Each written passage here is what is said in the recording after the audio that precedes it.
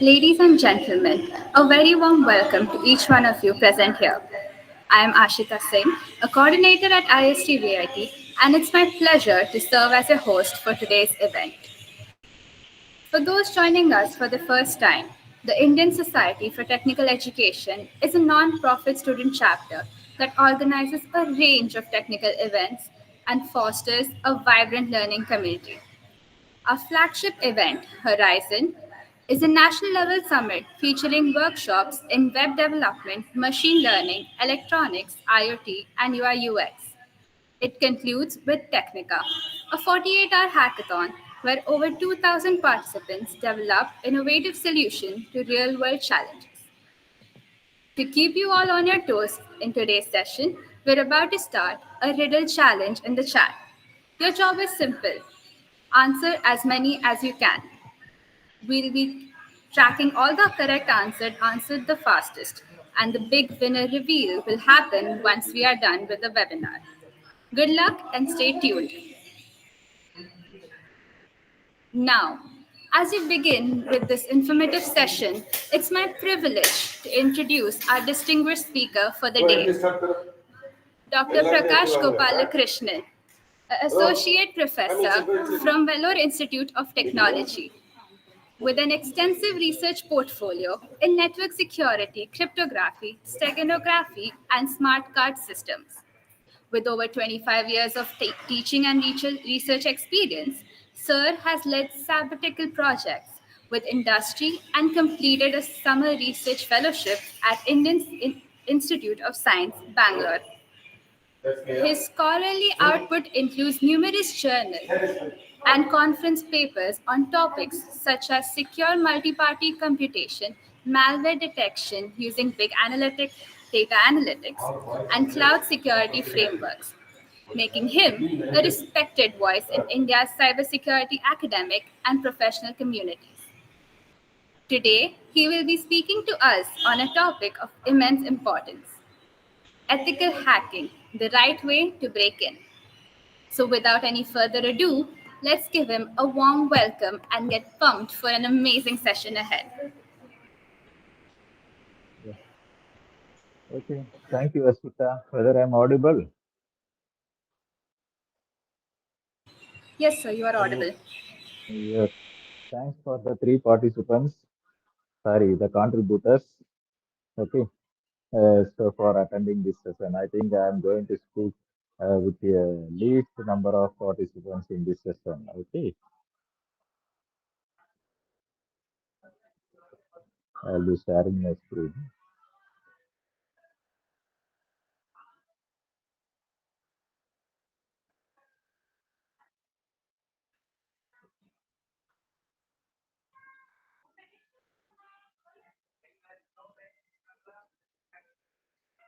Just a minute.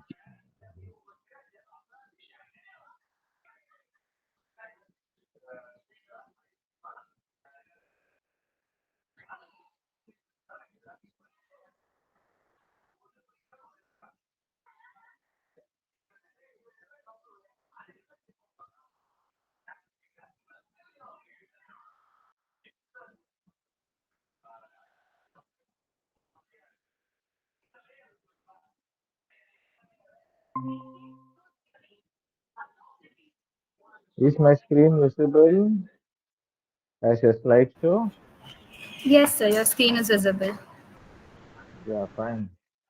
So the today's topic of discussion is all about the ethical hacking. So everyone knows about what is ethical hacking by this time.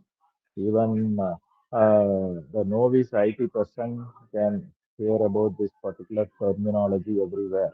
Hacking, hacking, hacking. Okay. But what is ethical hacking and how to uh, just break the system in the right way.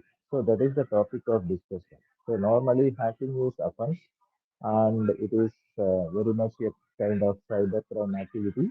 But this kind of ethical hacking represents that you can do it honestly and how can you break the systems with the permission of the authorities and what is the right way to break it. So that is the kind of topic what I am going to discuss here. So if you are looking into these two particular snapshots, you can just try to differentiate which is original and which is fake. So shall anyone tell me which is original and which is fake here? Because anyway we are minimum only. You can just interact. Let it be a kind of normal discussion. Shall you look into this particular slide details and you can see there are two snapshots of from Dropbox. I just want you to represent which is original and which is fake. Yes, Asita or other people. Yes, sir. Actually, this is a YouTube live, so there are people on YouTube who are interacting on the chat, the live chat. Oh, oh, right, right, right. Then it is fine. Just where can I see that? Where can I see the interaction happening around? Okay, fine. I couldn't able to see the specific interaction happening through the chat in from the YouTube.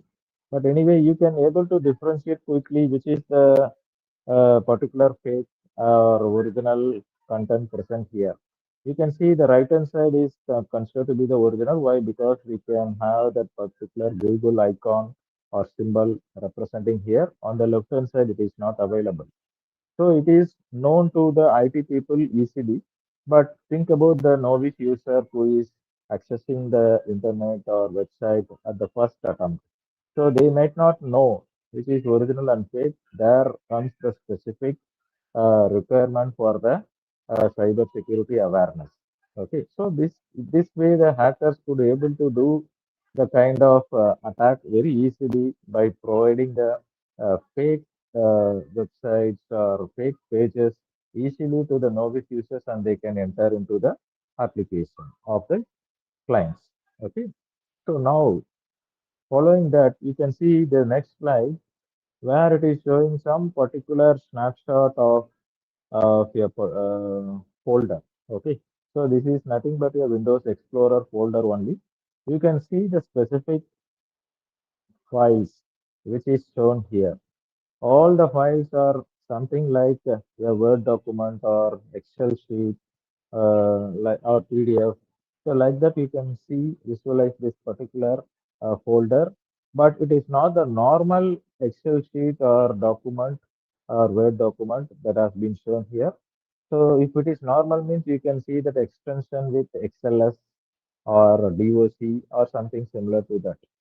But unfortunately, you can see here it has been followed with the extension of moba.logbit.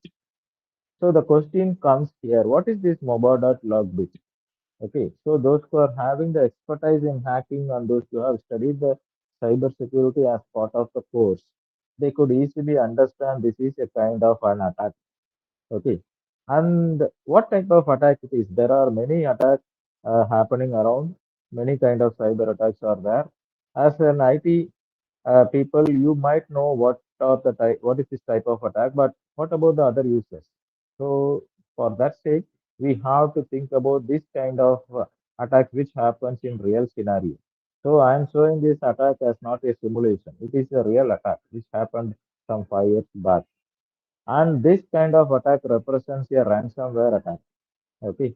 So those who are familiar with the term ransomware could understand easily. So how these ransomware attacks are happen. So normally the data which has been provided here, whether it may be a Word document or Excel sheet or any kind of specific file. Okay. So all the data present in this kind of application are encrypted by the hackers. And one fine morning, if any particular user is opening the system and trying to access any of these files, it happens to show like this. Okay, it may happen at any time. So this is what happened to one of my colleagues, okay, 5 years back. So one day he just try open and try to access the files, but it is showing like this. Now, what is the issue here? This particular files are encrypted, and as you know, if you want to just access the file, if you are in need of a secret key or a private key to decrypt the files. So those who are having the knowledge of cryptography only can think about this kind of scenario.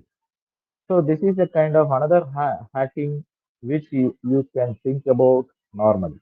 So now see what is the particular scenario happening in these circumstances. The particular colleague who got this uh, files encrypted or having this kind of message. Okay. So what is the kind of message that has been shown here? You can see this. Okay. So they are providing some information to the victim. So this particular entire content, I'll be just summarizing like if the client has to open these files, it has to be decrypted with some key, secret key. And this particular hackers who hacked this system, entire system using ransomware attack, are asking for some amount which is 980 US dollar.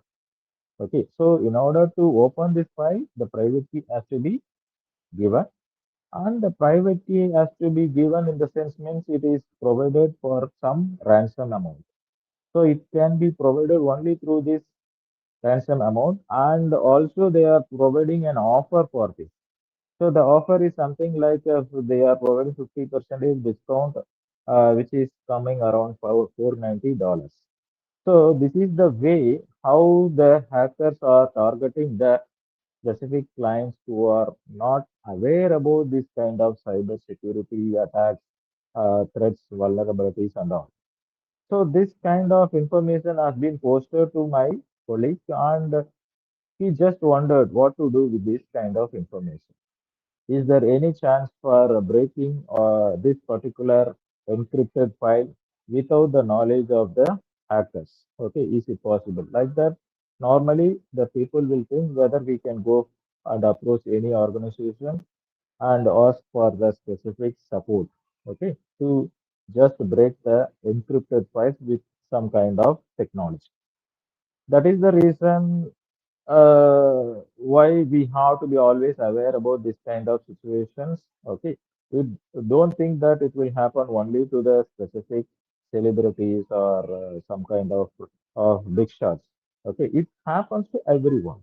Okay, whoever it may be. So here I am talking about a professor, one of my colleague and friend, and he got this particular information hacked by means of ransomware attack, and he is being demanded with some ransom amount also, and how the particular actions will be, or what kind of remedial measures has to be taken here. So it is like, okay, let us go and meet some kind of third parties, some organization. There are many organizations who are just providing the support for this kind of attack. Like that, we are thinking in this scenario. Now, again, you can see one more particular information from that hackers. So if you are trying to attempt to restore your files with the third party software, your files will be deleted completely. So that is the threatening factor. Okay, so this kind of message is sent again by the specific hackers. So don't try to just contact any third party vendors.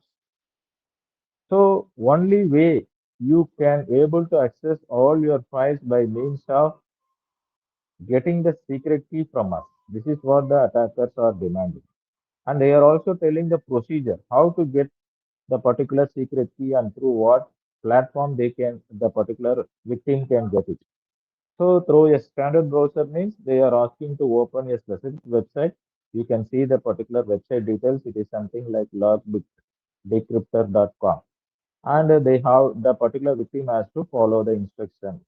So this is one way. Another way is recommended by the hackers, which is through the Tor browser. So everyone knows about this Tor browser by this time, okay? Because so as an IT people, you are aware about the various types of browsers available, and this browser is actually present in the dark web. So I think you are all aware about this specific dark web where all kind of illegal activities are happening. Many of the hackers are roaming there.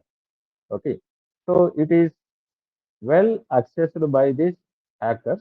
And if you want to also, you can join, okay, into this particular dark web. But only thing you should be aware of about all these kind of attacks, threats and vulnerabilities. So if you are very strong in this particular ethical hacking concept, then you can able to register yourself with the dark web. So there they are using this particular Tor browser, okay, and that is what the recommendation given by the hackers to my colleague. So it can be downloaded and installed, and there they are asking to just open a particular link and follow the instruction. So ultimately speaking, what we can infer from this kind of snapshot is anyone can be targeted, okay, with any kind of attack. Here I am just explaining about one specific attack, ransomware. Whether there is only such kind of attack means no. We are having various types of attacks. We are having phishing attacks. We are having social engineering attacks. We are having wireless attacks. We are having DOS attacks. So like that, we can able to list out numerous attacks that are happening day to day. So this is a kind of sample what I am showing to have some awareness about your data, okay, which is present in your laptop. Okay. Now coming to the next slide, you can see there are two particular snapshots again shown to you. I am asking the question again, which is original and which is fake. To be able to just differentiate, I just want someone, I don't know how you can respond here. It is informed to me that you are just looking at your YouTube live video. So I think you will be just chatting there, but I'm not having access. I don't know how I could be able to interact directly. Okay. So but I'll be straightly saying if you can able to see the difference means you cannot find any difference between these two snapshots. It looks like both are same.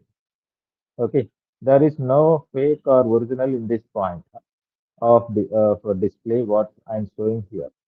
So why? Because is see I'm just providing this particular web link to you. You can also access this web link, which is cannyfish.com. So here now I am talking about a phishing attack. So in the previous slide I spoke about the ransomware attack, and now I am just talking about the phishing attack. And especially there are different categories of phishing attacks.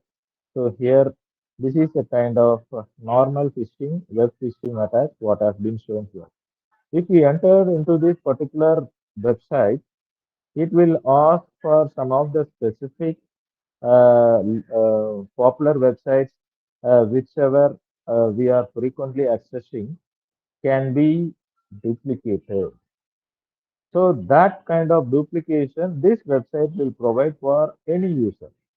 So here I'm showing for Outlook. Similarly, we can think about other famous websites like Facebook or Google, okay, or any other particular or Amazon, okay. So any other particular website which are frequently accessed by n number of users.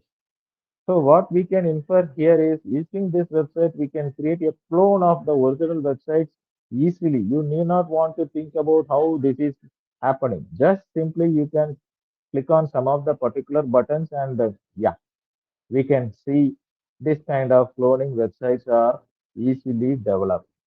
Just imagine if this kind of cloning websites are provided in the commercial market. Okay, so how many clients, especially the novice clients or users, got affected? So again, we have to think about this kind of attack. Okay, so how these attacks are happening, how to mitigate this kind of attack. Again, we have to think about. So here I am just talking about, okay, so all this type of attacks to make awareness among the people. So what type of awareness we should have? So we should think about anything can be duplicated easily. That is the particular point what I am discussing here. So today AI also comes into role. So using AI, we can able to create an artificial image or video or anything looking very similar or in reality. So that is the situation happening around. So we should be always cautious in this particular situation. Now moving on to the next slide. You can see this again, one more URL, haveibeenpwned.com.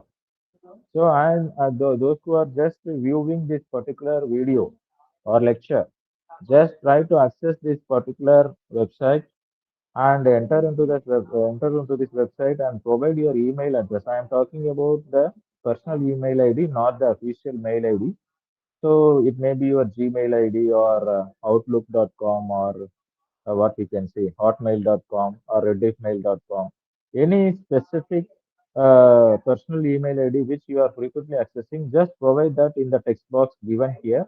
That is the screenshot I am showing to you, and check whether your Gmail ID is not having any breach. Okay. So if you are not having any breach, below this particular text box, it will show with the green color, green information like you are not being hacked or some kind of relevant message we can see. If your particular Gmail ID is breached, means it will be showing you in red color and it will be showing number of breaches, 10 breaches or 3 breaches or 4 breaches like that. So that is the kind of information what you are getting from this website, haveibeenpwned.com. That means whether your website has been gone into data breaches, whether your mail, sorry, Gmail or any other email ID. So if you are seeing like there are some breaches means, yeah, so you are already, your particular ID is present in the dark web. It is already present with the hackers. There is no other go. You cannot escape. But you might be wondering, yeah, if our ID, email ID is present in the dark web or with the hackers, then why I am not being attacked? So that is the ultimate question many of you might think. So the answer is like you are not being targeted means you are not that much worth enough, simply speaking. Okay. But at any point of time, they may initiate this attack with the specific email ID that has been breached already. So what kind of attack they will do? They can able to use your email ID for any kind of transactions they are doing illegally. So and ultimately who will be caught? You will be, because your email ID has been used for such kind of transaction. So that is the situation which may rise. Okay, it depends upon the specific hacker and their mindset. But if you are breached means yes, there is no other escapism here. What you have to do ultimately is you have to just block this email ID and you have to create new one and you have to start your work. But unfortunately, that cannot be done by many of us. Why? Because see, I am using my personal email ID. So whether everyone could able to see my website, please, I don't know. Again, how can I just Yes, sir, your screen is visible. yes, yes, yes. I am just showing the browser, just what I am thinking about. Okay. See, now I am providing my personal email ID, that is Gmail ID here, and I am checking it. See, my Gmail ID is having 10 data breaches. So it is showing in the form of red color. This is the alert message. So it is showing something. This email address has been found in multiple data breaches. So it is showing that type of data breach, okay, where it happens, how it happens, and when it happens, all this information you can see here. So my Gmail ID is breached some long back.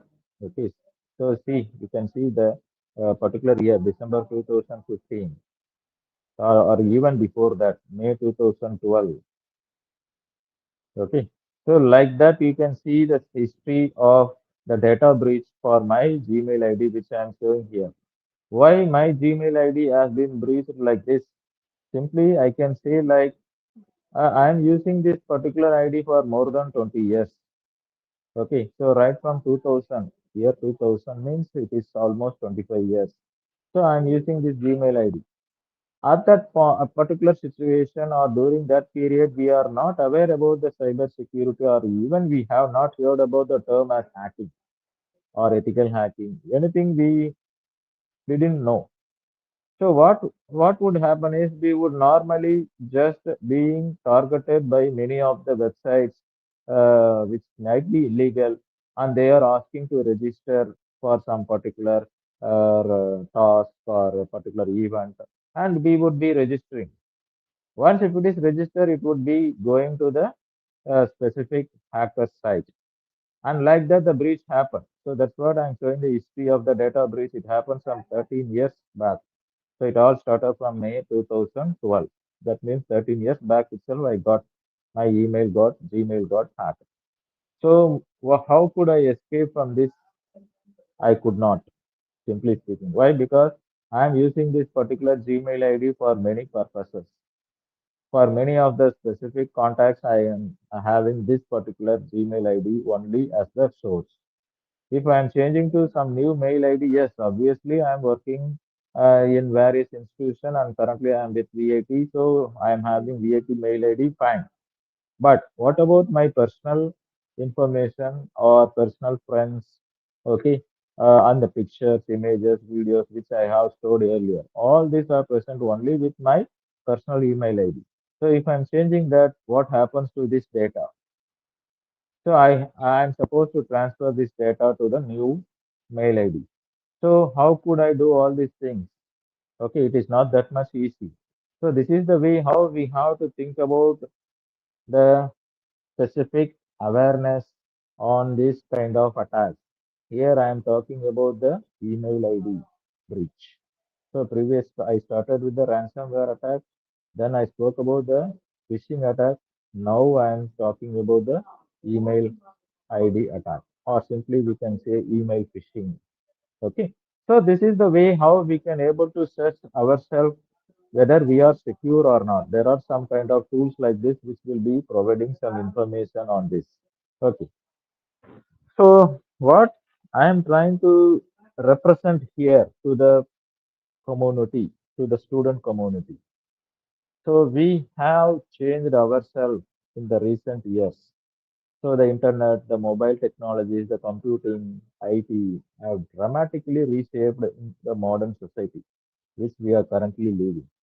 So now if you want to check how many internet users are worldwide, means simply you can go to this website and you can see the number of internet users across the world.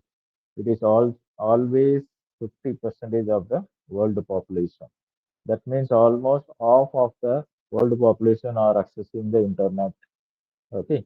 So what we can just understand here is because of using this kind of internet, mobile technologies and other latest what trends or evolving trends, the human behavior itself has changed so quickly.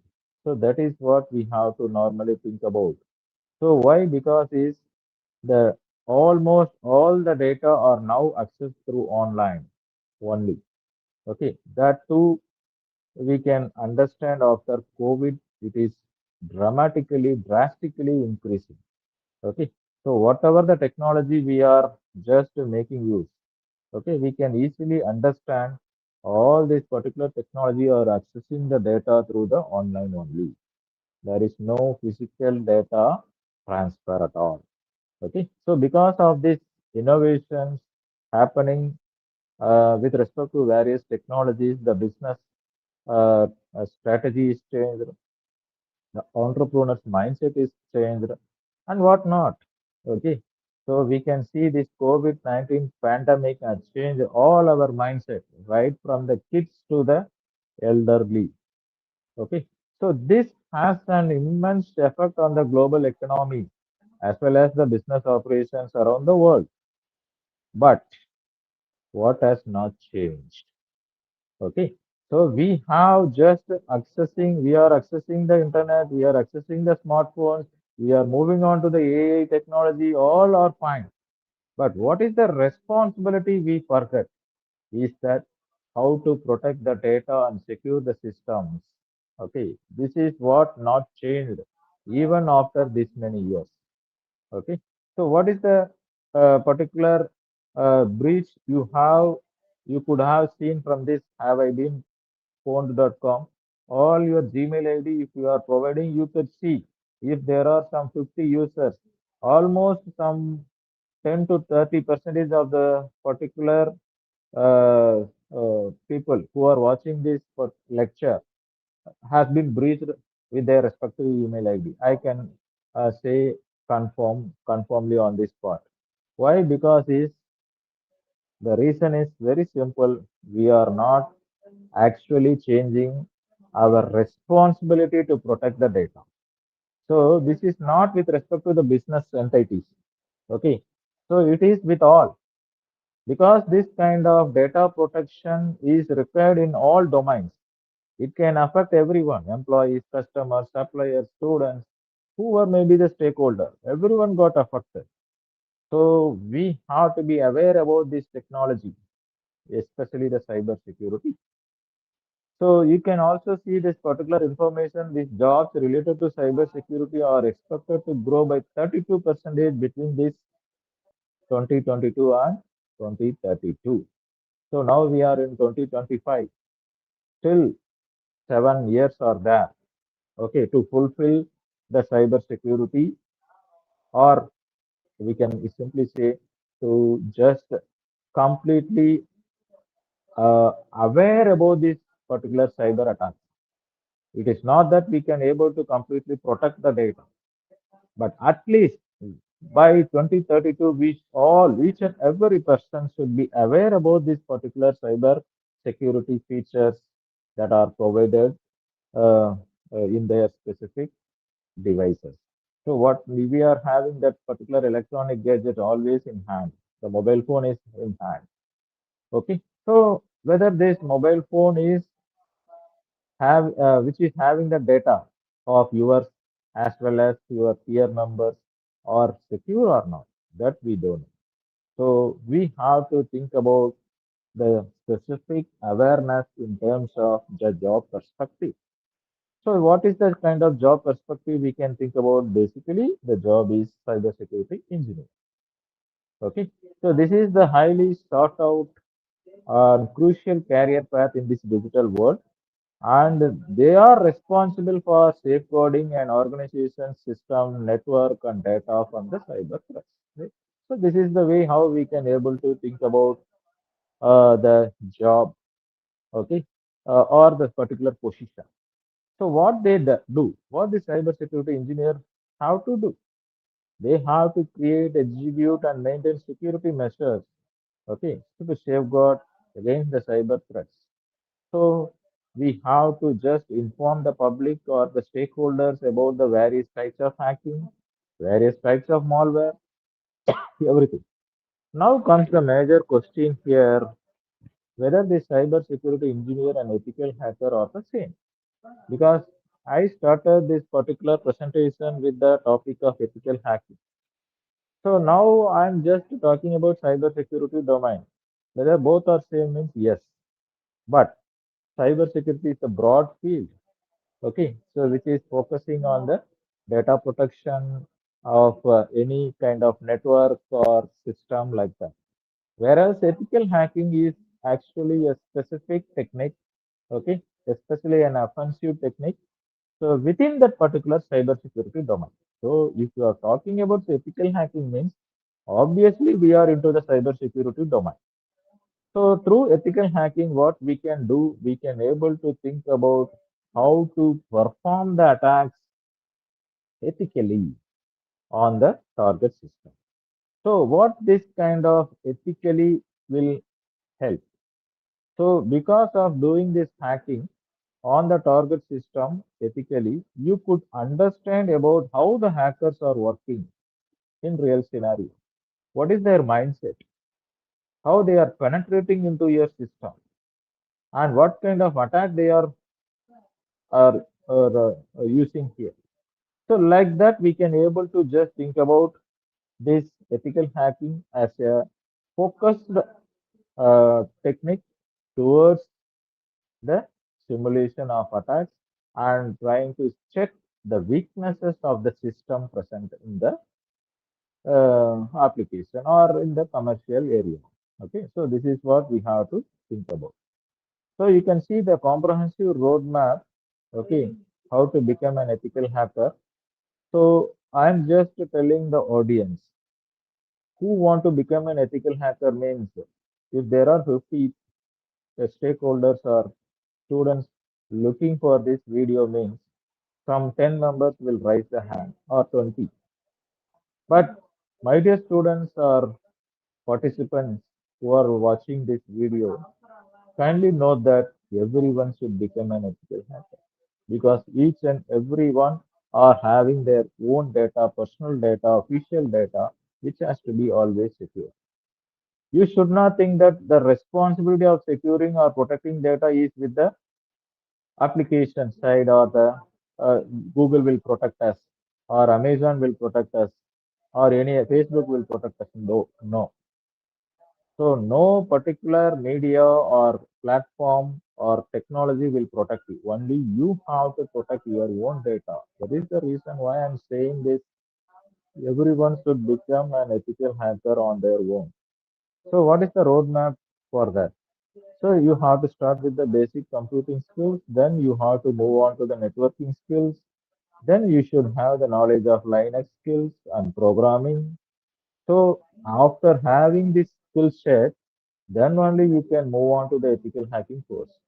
So you should know about your basic computing system, how it works.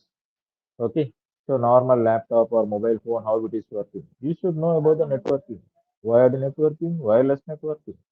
You should know about Linux. Why I'm very specific about Linux mean because Linux is the independent open source platform where we can see all types of security features that can be deployed and executed. As it is an open source platform, we can use it this particular platform as a testing. Okay, testing your security skill. That is the reason why I'm saying Linux is important. And normally, obviously, everyone should know about some kind of programming, especially Python or JavaScript or some other programming languages which you prefer. Then only you can go for the ethical hacking. After understanding about this particular ethical hacking, then you have to practice for the CTF. What is CTF? It is actually called as capture the flag. Okay, just a minute. Yeah, I just want to check whether I am just sharing the screen entirely. Okay, right. So I want to be little louder. Good. At 9:40, you are asking to be louder. Hmm. Okay.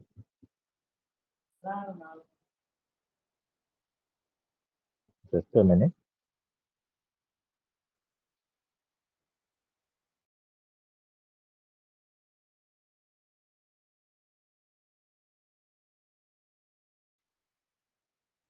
Okay, fine. So the thing is, we have to just have this practice with CTF. CTF means capture the flag event. So as you are having this expertise already, because many of you would have seen about the various hackathon happening around, and you are also just creating such kind of event on your own. This capture the flag event conducted organized by the leading organizations. You have to participate and practice not only CTF, also the bug bounty.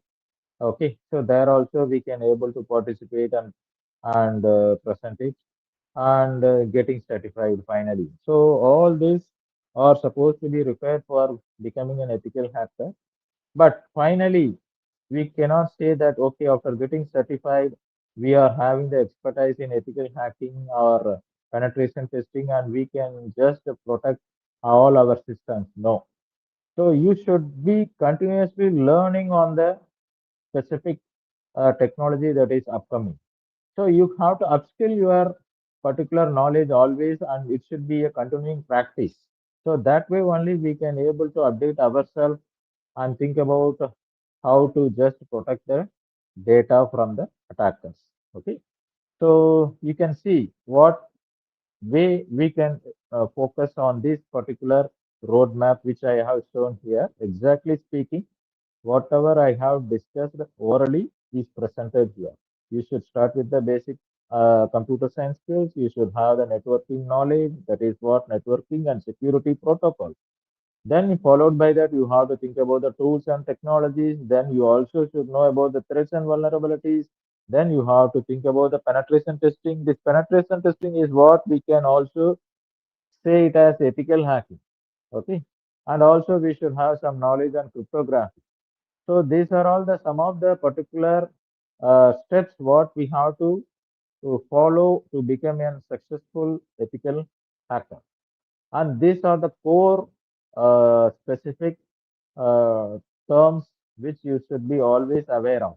You should know about various tools, threats, vulnerabilities, ethical hacking, and also the cryptography. Okay. So, and finally, you will be just acquiring the learning and certification here. So you can able to earn the certification and validate your skills. So this is the kind of roadmap in order to become a successful ethical hacker. Okay. Now, there comes another question here. Okay. So what type of security, sorry, networking and security protocols I can work on? What I have to learn? What type of tools I can just consider? Okay, so like that we have to think about. So we have to see in ethical hacking, these are all the specific security protocols we have to consider. Like we are having the Wi-Fi security protocols. So if you are talking about the networking, by default, everyone is making use of the Wi-Fi connection. So now we are not into the wired connection. We are now always connected through the Wi-Fi network. So basically, if majority of are using the Wi-Fi network, I have to speak about this way Wi-Fi security protocols majorly. So what are the protocols we are having? Like we are having this wired equivalent privacy, while Wi-Fi protected access, WPA, and the WPA is having the next version, which is WPA 2, and currently we are using WPA 3. So these are the security protocols which we have to be familiar with. Okay, so once if you understood about this security protocol, then only we can understand what kind of threats and vulnerabilities that can be initiated in spite of having the security protocols. Okay, so we can see this. Okay, WPA2, WPA3 is the latest standard, and also you can see the table. This table will clearly say which is more secure, and also it looks like a comparative analysis, and also you can see what actually constitute the security strength here. In all these protocols, the encryption algorithm is the most important security feature what we can see from this table, where we are having this RC4 algorithm with the WEP, and we are having TKIP. TKIP is temporal key integrity protocol, and we are having WPA2. Here we are using the AES. So, uh, if I am speaking without any technical aspects, because I don't know whether all these people who are watching this video are aware about this kind of algorithms or the technical terms, but I will speak it lightly here. The WP is having this specific RC4 algorithm, which is the oldest algorithm, and it can support up to a maximum of 104 bits. Okay, 104 bits. That is the maximum level of size of the specific secret key that has been used. So this kind of size of secret key can be easily broken with today's computing power, because we are having more sophisticated supercomputing. So using this particular technology what we are having currently, we can easily break and find this key. But coming to the next WPA, here we can see it is an improvement which is having the size of 128-bit key. But here also we are using the same RC4 only, but with some added protocol. That is what I told you, temporal key integrity protocol. But this is also not secure enough. Okay, why? Because this algorithm is again simple RC4, so it is not having more security strength. So this is also vulnerable. Now coming to WPA2, this is the current particular protocol what everyone is having in your mobile also. So those who are watching this video can quickly look into their particular mobile phone and see the settings, Wi-Fi settings, and they can easily recognize that this WPA2 or WPA3 has been used in their mobile phones. Okay, so here in both algorithms, both WPA2 and PA3, we are having the AES as a common encryption algorithm used. So AES, I think everyone is aware that advanced encryption standard, which is having the current security strength with respect to the key as well as the specific encrypted data. So the size of the key matters. Okay, we are say, having 128-bit key. Also, we can have 256-bit key. So if you are using 256-bit key, see, it is very difficult to break.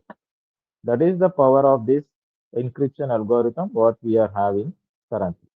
So accordingly, generically, if we are talking about this particular security protocols, we have to get familiarized with these protocols, how it is working. Okay, what type of algorithm has been used? What is the size of the key? What type of authentication methods are used like that? So if you are having these inputs and knowledge, then you can understand about how to do the hacking also. So that is what I want to convey here. See, this is my mobile phone's snapshot. So my mobile phone snapshot, I told you earlier, you can check from your mobile phone itself what type of security protocol is used. For my mobile, which is Redmi Note 13 5G, we are having the security of WPA2. So most of your mobile phones, if you look, you can see this WPA2, otherwise WPA3, rarely. So obviously we can understand this is the security protocol protecting our Wi-Fi network. Okay. If this protocol is not secure, means how our data transmission is considered to be secure. That is what we have to clearly understand. Okay. So this is the simple snapshot what we can see. Okay. So how we are accessing the specific mobile phones with the security protocols. Okay, right. And the this side. So this is a snapshot. And this side I have provided something like SSID protocol security type and all. This is actually representing my laptop. Okay, this I can show it lively otherwise. If you want to see, you can just go to settings.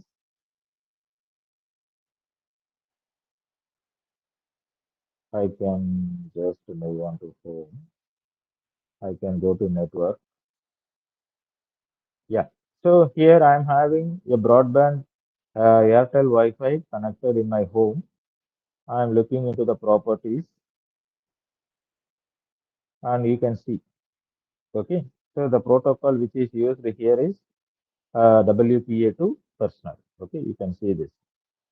Okay. So by default, the Airtel is the subscriber. Okay. And they are providing the broadband access to my home. Okay. Home network. I'm using a simple router here and they are providing this security protocol. Okay. So this is what we can easily understand. Everyone can just look like this. Okay. So if there are some kind of vulnerabilities or threats present in this security protocol, especially WPA2, definitely our network is tampered. It can be easily hacked. This is what you have to know. Okay. So now Again, there is one simple task. I don't know how many are here, but I'm just asking you to download this particular app, Wi-Fi Analyzer app, which is present in the Play Store.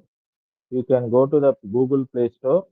You can just look into this particular snapshot here and just search in the Play Store this Wi-Fi Analyzer, which is an open source. Okay, just you can download and install in your mobile phone itself. After installing it, you can check. Okay, just by clicking on that particular app, you can check how many Wi-Fi access point are connect can be connected with this Wi-Fi analyzer. Okay, you can check very easily. So if you are in college means you can see many of the Wi-Fi networks are connected so across the campus or the particular block. Okay, so this can be visualized with some kind of information. So that is important here.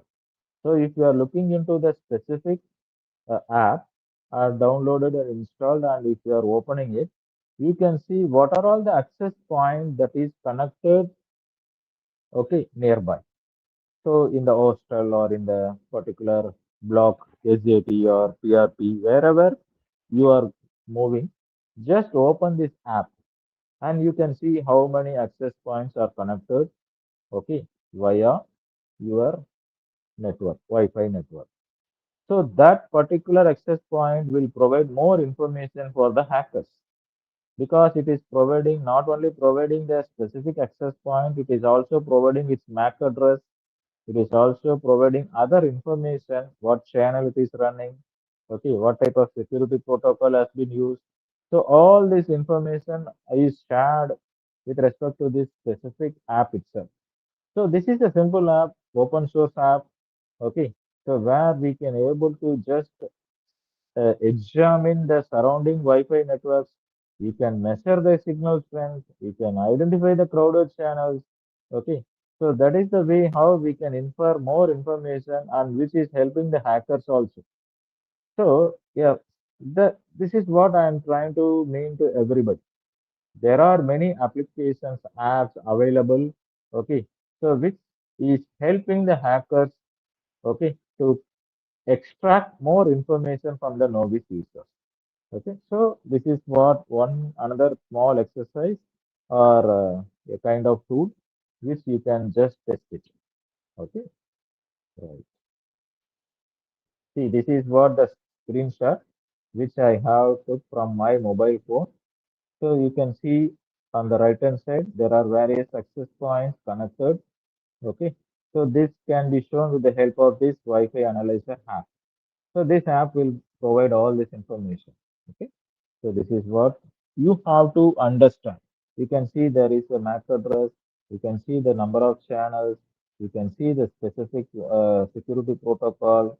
All this information is helping the specific the attackers to just who are just trying to access the access points. Okay, so this is what we have to think about. Yeah. Now, those who are not having the expertise on the cyber security and they want to explore more on this, please have a look on these tools. Okay. So, who are working, willing to work as a network engineer or cyber security analyst or ethical hacker, they should know all these tools. This is what I told you. Okay. So, you have to be very specific in all this. Earlier, I showed you you have to be strong in network and security protocols. That's what I explained here. Next, we have to think about the tools and technologies. So, what kind of tools and technology we can have? So, there are many specific tools for many purposes. Simply, if you want to gather the information only, we can see Nmap, Shodan, Multigo, Harvester, Recon, all these tools are there. If you are going for wireless hacking, you can see some kind of tools like AppTrack NG, okay, Kismet, TCP dump. So you can see how many tools are there. This is only a small number of tools I'm showing. okay, which is something important and also frequently everyone is using. But if you are generally thinking about more number of tools, means yes, obviously we are having numerous tools. Okay, so for very specific purpose. Here it is showing for some of the generic purpose like password cracking or vulnerability scanning or digital forensics. Only for some purposes it is shown with the various tools. But there are more specific things what we have to work with. So, in order to think about this kind of specific uh, task which we have to work, you can have specialized tools like this. Okay, more specialized tools like this. Okay, this is what we have to understand. So, this is a kind of this is a list of tools and technologies which you have to be aware of.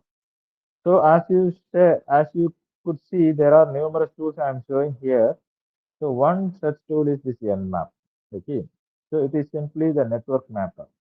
I am just showing a specific Nmap tool lively to you. Okay, so that you can also think about how it works. Okay, so if you are very much curious to learn about different security tools, you have to go with the ethical hacking course or penetration testing course by default. Okay, then only you can learn more. So now one such tool is this Nmap. Okay, what does this network mapper tool do? So it is actually trying to scan, okay, the particular network traffic and provide real information on that particular network which are connected with various devices. Simply, this is the way I can explain this. So, what type of devices are connected with the networks? And how can I categorize this? So, there are three categories which we have to consider. Okay, the first category is simply we can just see what are all the active IPs that are present in the network. So I can able to scan the active IPs present in the network. That is the first thing. The second task which I can do with this Nmap is I can able to provide a list of active hosts and open ports. Okay, this also we can do. So this is the particular information that can be gathered by the hackers. Okay, they will try to gather what ports are open because if the ports are open, they can easily enter into the system, target system. So they will be always checking for the open ports only. So this is the second category of specific uh, task that can be done by Nmap. And third is, yeah, I want to just see whether my websites, the personal website or commercial websites are secure or not. So again, this Nmap tool will be helping you to do the task. So this is a simple tool that can be used, not simple tool, effective tool for scanning the network, scanning the websites, scanning the IPs, scanning the ports, everything we can do. Okay. So this is the one such tool what you have to think about. This I can show it lively also.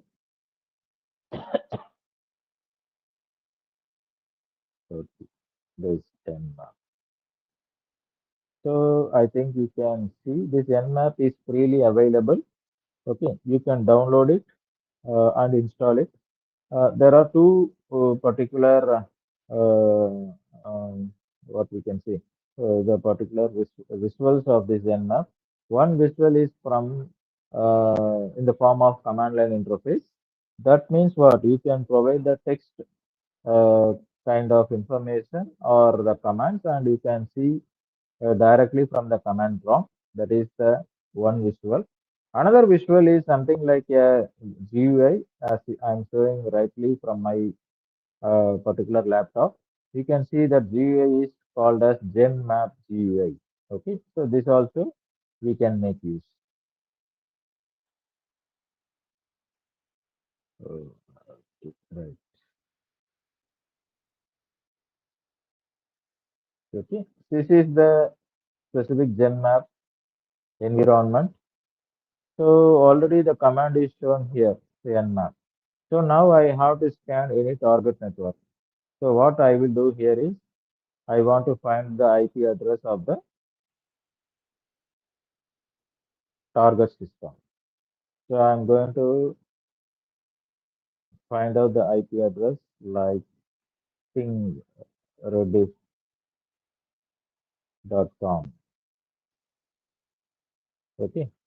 So if I'm thinking a website, I could see the IP address of this website is something like 23.215.7.9. Okay. So this I can provide here 23, wait, 23.215.7.9.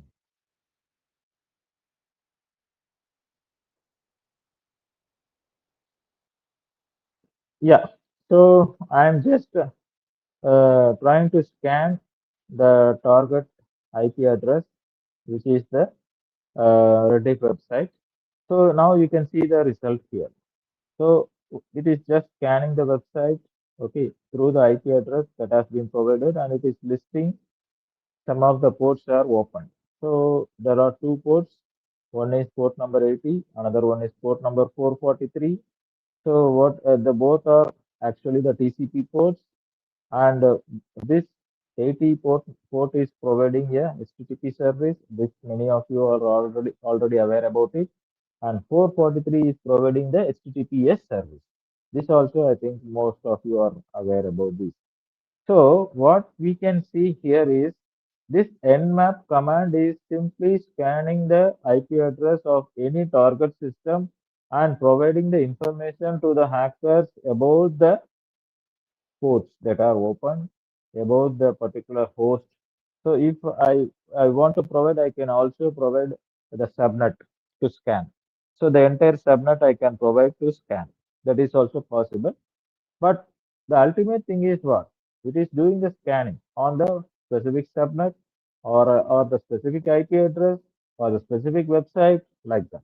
Okay, so this is the way how we can understand about the Nmap tool. So there are more options and commands that are available with Nmap.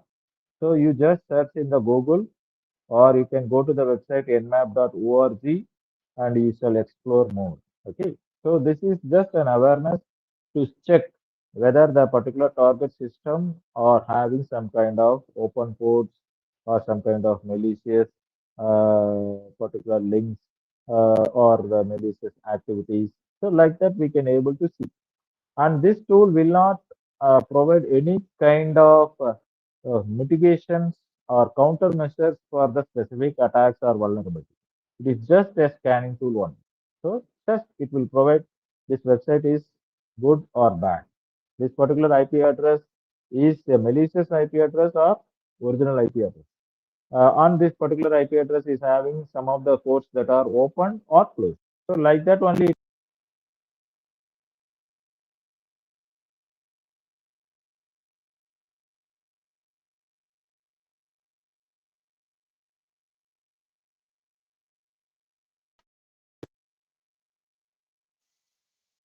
Yeah.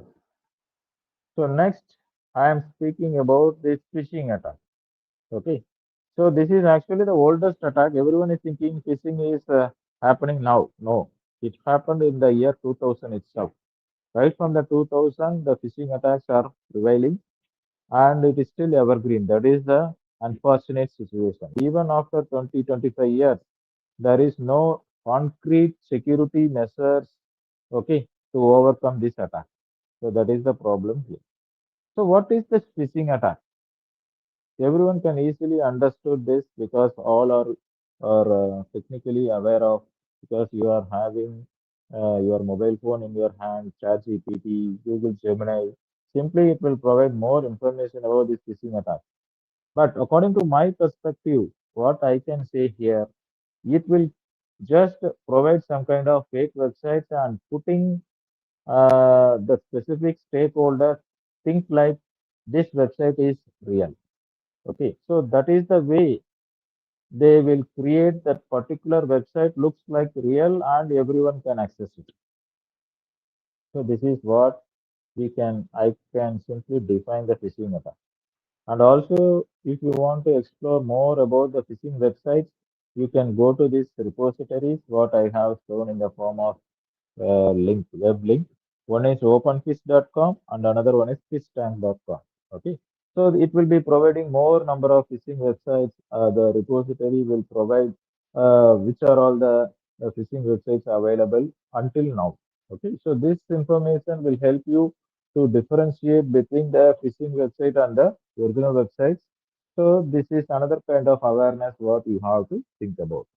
Okay, so now, yeah, I couldn't able to see the number of participants. Okay. So if you are really looking into my video, you can attend this small test by testing your phishing IQ. Okay.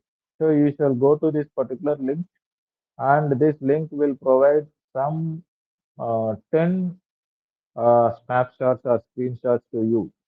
So you have to differentiate that screenshots with some kind of email or some kind of information, and you have to see whether it is legitimate or illegal, okay, or fake. Simply we have to differentiate, okay, whether the particular screenshot that has been shown to you is legal or illegal. Okay, so that knowledge you can test from this website, what I am showing here. I am leaving it to you. You can test after some time also. Okay, so and see, it will be providing only 10. Okay, 10 particular screenshots, and you have to check one by one whether it is legal or illegal like that. Okay, that means legal or illegal in the sense means what? Whether it is an actual website or phishing website. That's it. Or actual mail or phishing mail. That is it. Okay. Okay. Now, students, your ethical map hacking roadmap is ready. Okay. So we we are just analyzing how to just enter into the ethical hacking.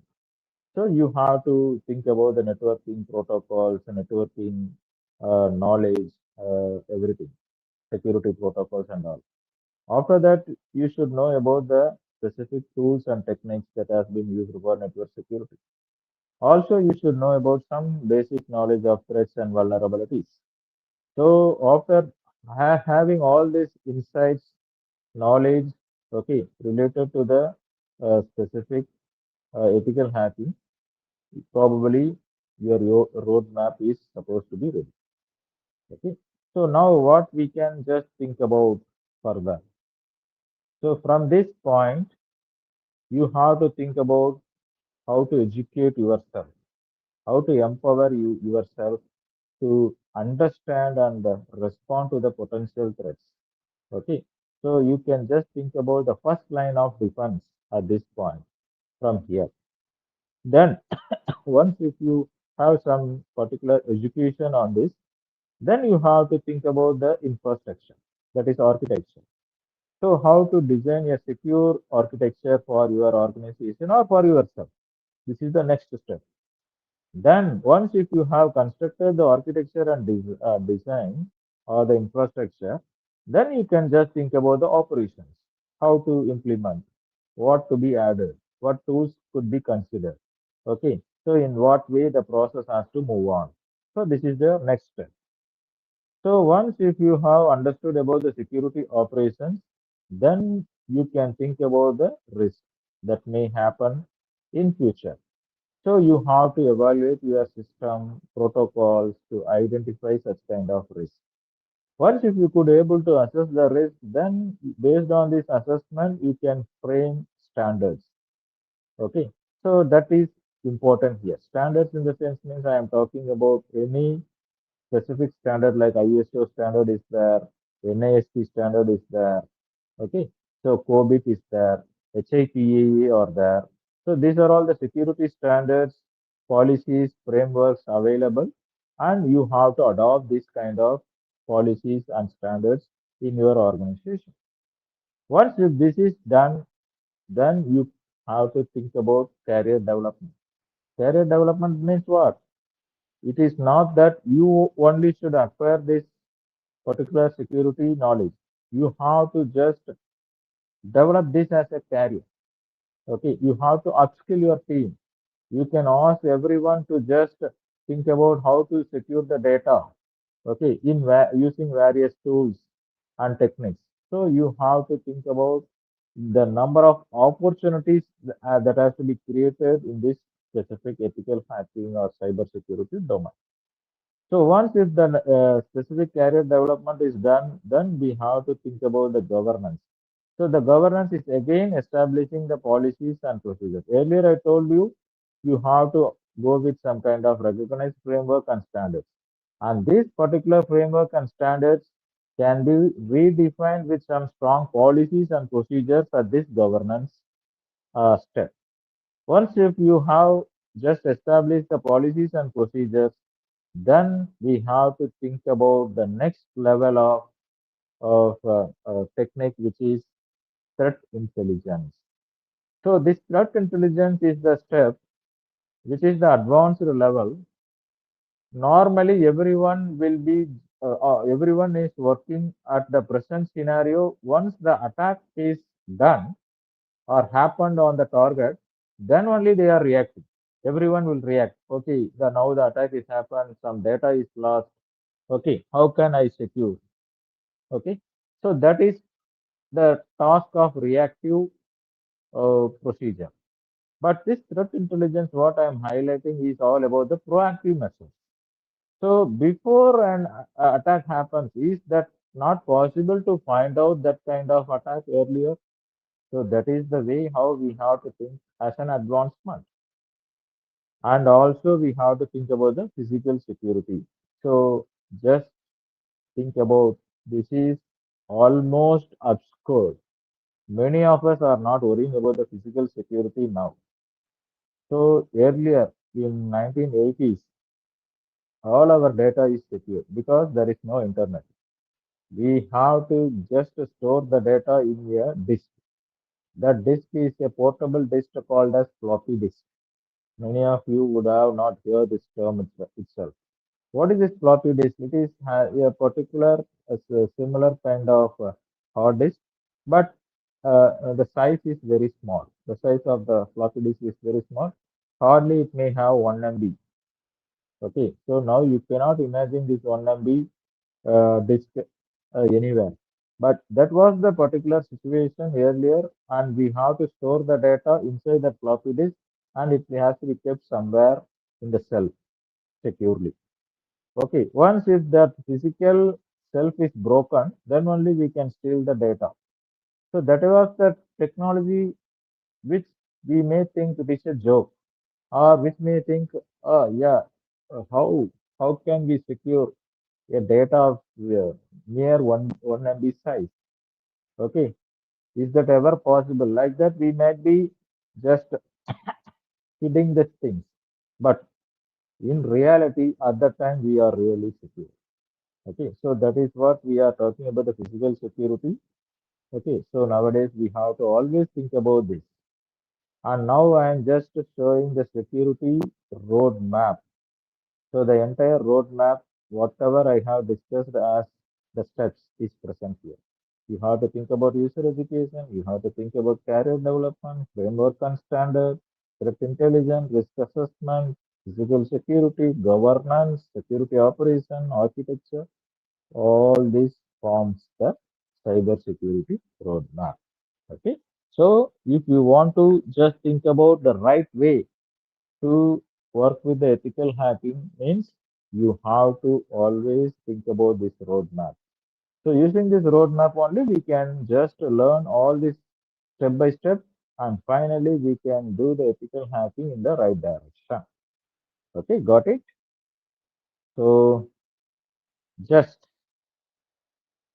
the next thing is the everyone will think, yeah, I know about ethical hacking. I could able to learn the cyber security domain, and my interest is on this specific technology and technique. Fine. I learned, I got some certification. Okay, all are there with you. Now you are approaching for the job, but the companies are asking like they need experience, but no one will tell you how to get it without your job. Okay, so they need experience because any other domain easily the freshers can be recruited, but in this particular domain only, it is very hard or we can find it very much difficult to recruit the freshers because here we are talking about the sensitive data, okay, and confidentiality has to be maintained.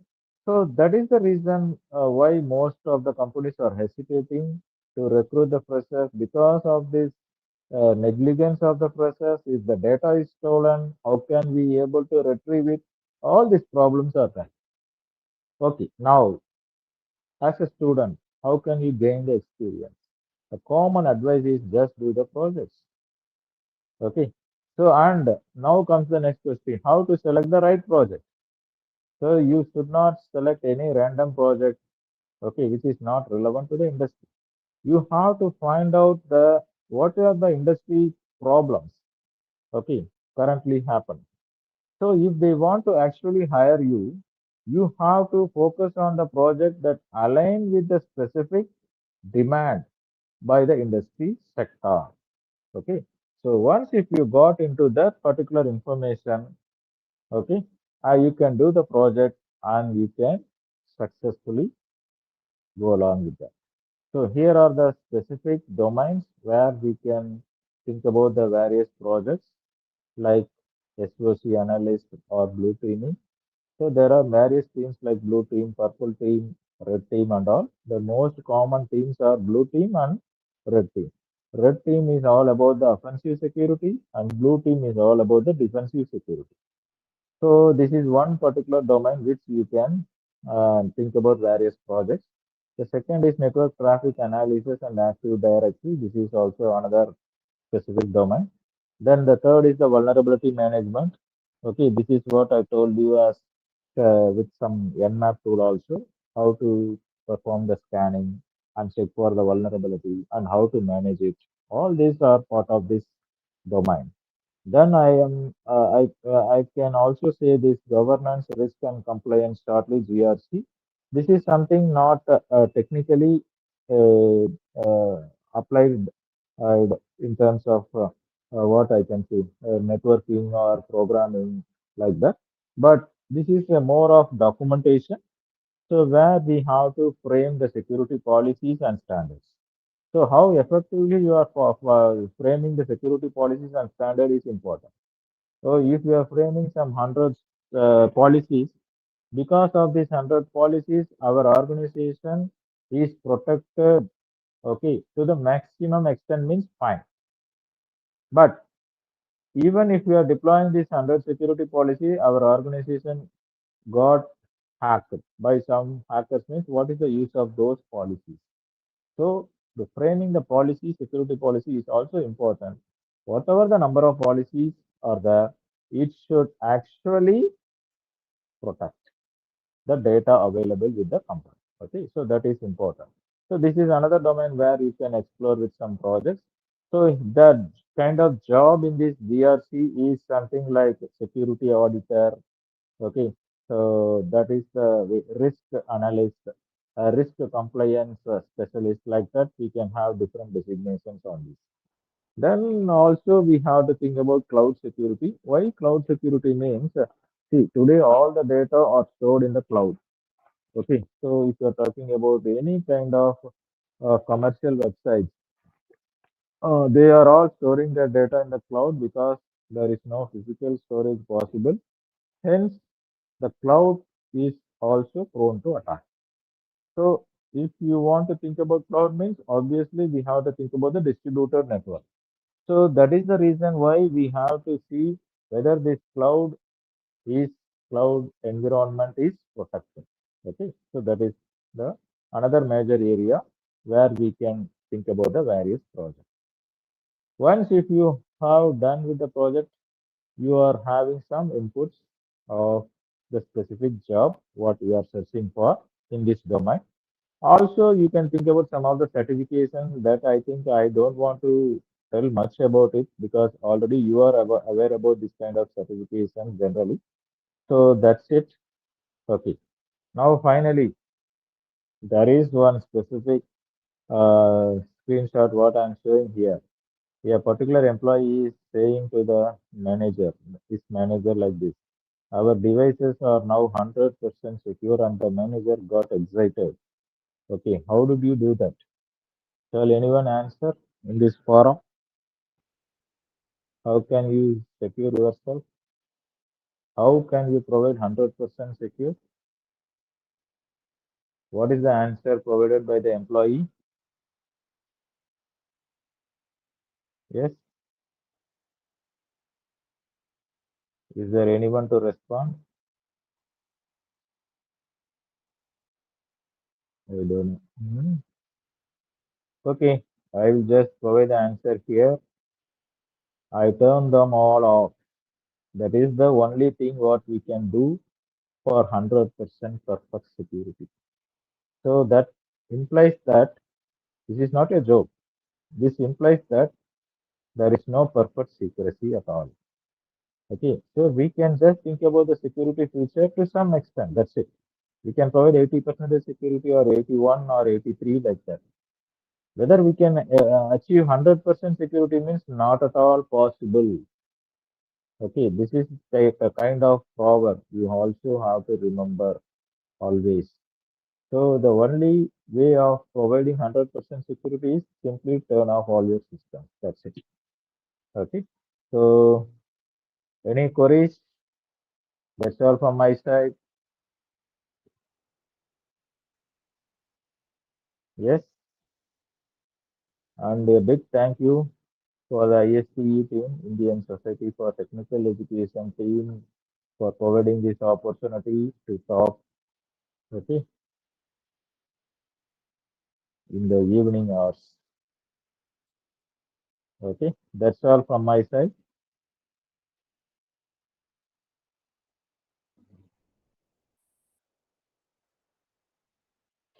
And I shall stop sharing my screen also.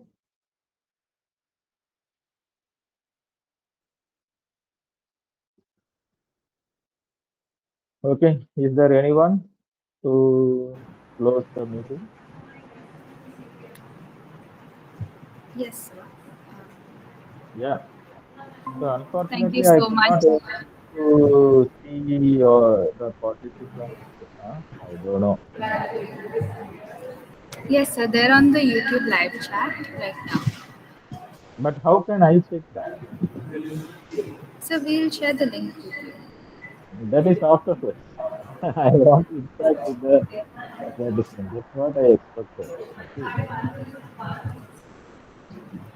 So, Well, my dear students, thank you that's so much, fine. sir. Okay, fine. I just want to add one thing to you, to all the organizing team. See, being a professor, I would like to always interact with the students while I'm speaking. Okay. And we have to know the audience. Okay. This is something I'm presenting here, somewhere looking elsewhere. Okay. I thought of asking some questions, and I want to provide some kind of activities. Okay. Just I don't know whether it was done or not. Okay. Anyway, thanks for your support, everything. Yes, sir. Thank you, sir, so much for your time and your words of wisdom. You've not only given us in depth understanding of cybersecurity principles, but also strategic knowledge of vulnerability assessment. Now we will be moving on to a doubt session to clarify the doubts that were put up during the session. So, I have the first doubt. What are the most common security vulnerabilities you can see organization overlook even today? Okay, the security vulnerabilities are very much related to the web applications. We can see the social engineering attack like tailgating, baiting, even the phishing attacks. All these are some kind of normal vulnerabilities what we can infer with respect to web applications. But if you are talking about the network vulnerabilities means, so obviously we can see there are many spoofing yeah, they will be asking for information regarding your personal data. So they will be just thinking about, I think today things is digitalized. Okay. So you are being digitally arrested because your particular data is stolen and you have to immediately provide your data, Aadhaar number or bank account number to secure yourself. Like that, there are many kind of threatening happening all around. So this might be the real scenarios what we can easily grab it. Okay. But uh, I can say this IRCTC website is recently hacked some 3 to 4 years back by means of some phishing attack. Okay, so that is also there. So it is happening around. Okay, daily you can see many organizations or even some individuals are being hacked and their hard-earned money are stolen. Okay, so like that it is happening around because of various ransomware or phishing attacks. We are just thinking about. So AI can be used as a what we can say differentiating in terms of protecting the data beforehand. So that's what I told you, the terminology that can be used to create the threat intelligence. So before the threat happens, you have to proactively find it. This is supposed to be the threat happening in near future. So kindly protect your data by means of various mechanisms. So this kind of alert AI can easily provide. So for that, we have to think about various threat intelligence platforms. Especially there is one specific platform for the OSID. So open source intelligence. So this open source intelligence tools will help the people to secure themselves with the help of AI support. So open source intelligence. This is where defensive mechanism. Coming to the attack perspective, with respect to AI, we can use these fake attacks. Okay, so these statements for it is a kind of changing or morphing one phrase with the other phrase. So simply speaking, the celebrities are targeted here. Their particular phrase or image are being morphed or just changed with the help of this technology, this phrase. It is not very just generically they are doing. They are just calculating all the particular measures of the entire body structure of the celebrity right from simply between the eye size, the distance between the eye and the specific measures are taken, and these measures are calculated with the help of some kind of machine learning or deep learning algorithm. And what is the similar kind of measures that can be applied with some extra work with the celebrity skills into their brain. So this is the way how we can make use of this way that is to be used for an attack. So this is so that means using deep learning algorithms, we are taking one phase or body with another person. Okay, so that is what we can do.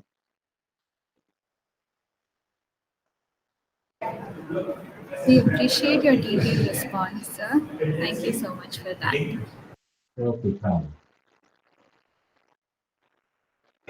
That's all with the questions that we had.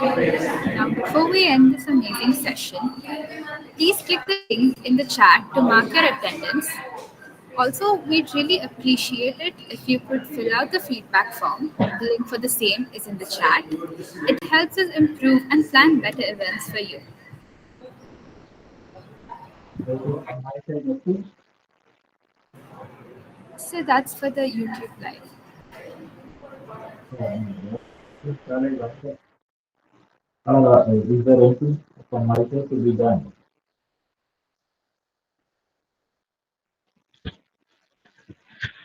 Whether I am audible?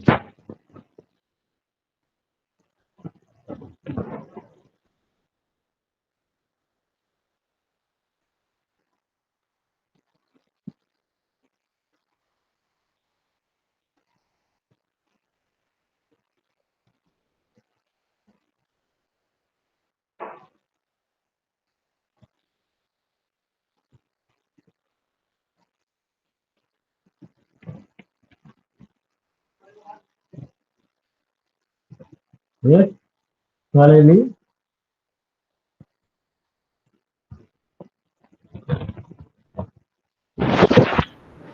Yes, sir, your part is done. Thank you so much for your insightful session. We're really grateful for having you here. Okay, fine. Thank you. Kindly share the video. Yes, sir, we will. Okay, bye. Thank you so Good much, night. sir. Good night.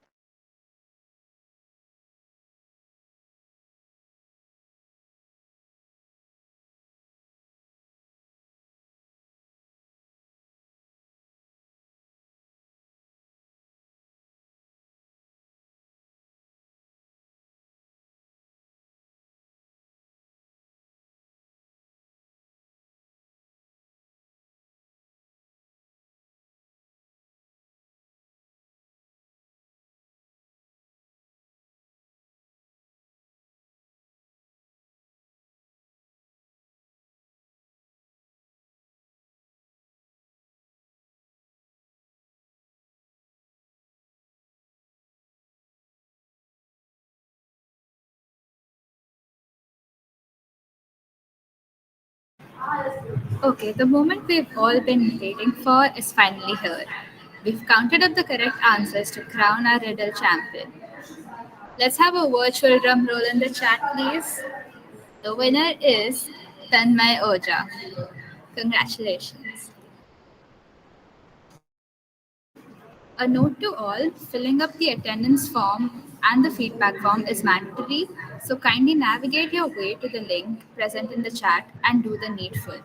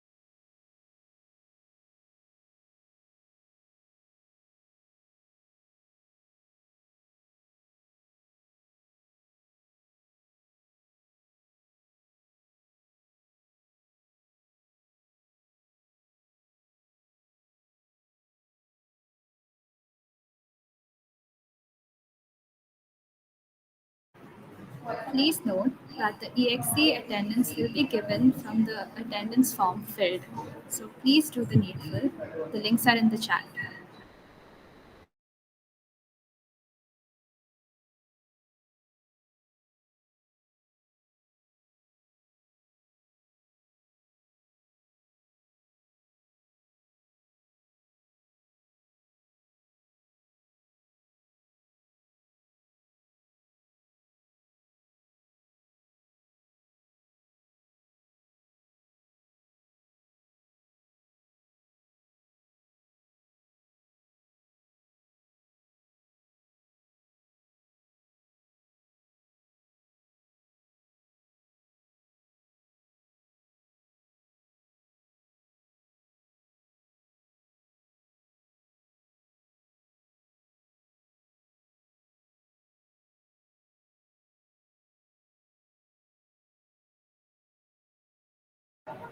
As we come to the end of this incredible event, I'd like to express my sincere gratitude.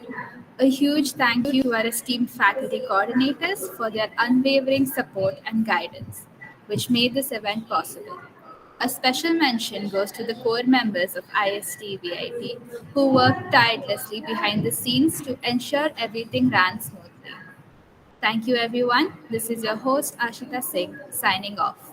Stay safe, take care, and have a wonderful day ahead.